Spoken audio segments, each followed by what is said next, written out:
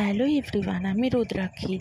তো কালকে চিকেন বিরিয়ানি করেছিলাম, তার জন্য যে মাংসটা রান্না করেছিলাম চিকেন কষা, তো সেটা না কিছুটা বেঁচে গেছে। তো ভাবলাম ওইটুকু দিয়ে তো হবে না, তাই আলু দিয়ে ওটাকে একটু ঝোল মতন বানিয়ে নিয়েছি। তার জন্য আলু পেঁয়াজ কেটে নিয়েছি, এদিকে টমেটো, আদা, রসুন, কাঁচা লঙ্কা আর একটুখানি পেঁয়াজ একটা পেস্ট বানিয়ে নিয়েছি। তারপরে তার মধ্যে লঙ্কার গুঁড়ো, ধনে গুঁড়ো, জিরে গুঁড়ো, হলুদ গুঁড়ো সব কিছু দিয়ে একটা থকথকে পেস্ট তৈরি করে নিয়েছি। তো দেখো আমার পেস্ট করা হয়ে গেছে। এবার কড়াইতে তেল দিয়েছি, তেলটা একটু গরম হয়েছে যখন, তখন আমি আলু দিয়ে দিয়েছি এবং আলুটার মধ্যে আমি নুন হলুদ দিয়ে আলুটা দিয়েছিলাম যাতে এর ভিতরে নুন হলুদটা ঢুকে যায়।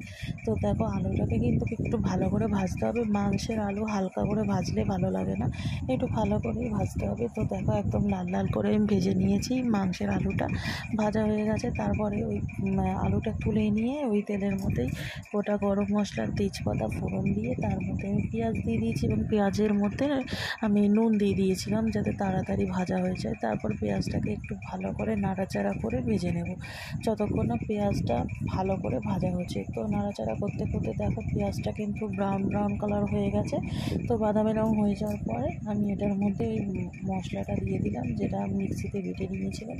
তো সেটা দিয়ে এবার ভালো মতন করে কষিয়ে নেব পেঁয়াজটার সাথে যতক্ষণ না মশলাটা থেকে তেল ছাড়ছে, ততক্ষণ ধরে খুন্তি দিয়ে রান্না করে নিতে হবে, নাহলে তলায় লেগে যাবে। তো দেখো মশলা থেকে কিন্তু হালকা করে তেল ছেড়ে দিয়েছে।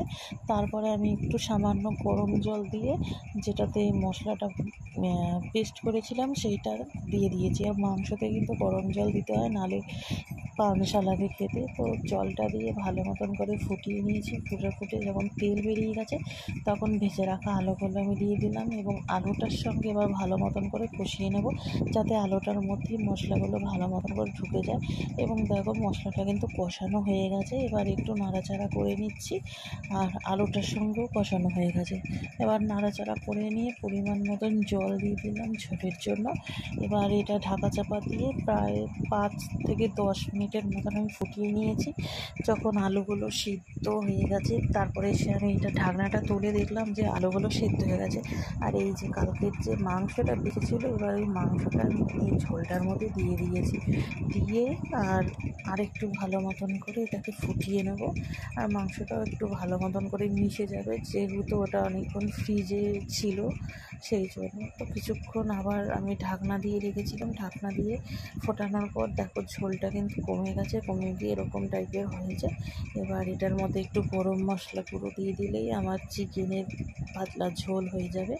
তো দেখো এটা আমার হয়ে গেছে। এবার এটার মধ্যে আমি গরম মশলাও দিয়ে দিয়েছি, দিয়ে এবার একটু নাড়াচাড়া করে নামিয়ে নিলেই আমার মাংসের ঝোল হয়ে যাবে। তো দেখো আমার মাংসের ঝোল রান্না হয়ে গেছে। তো এরকমভাবে ফ্রোজেন করা মাংস পরের দিন রান্না করে খেলে বেশ ভালোই লাগে। ভালো লাগলে শেয়ার করে দিও। ধন্যবাদ।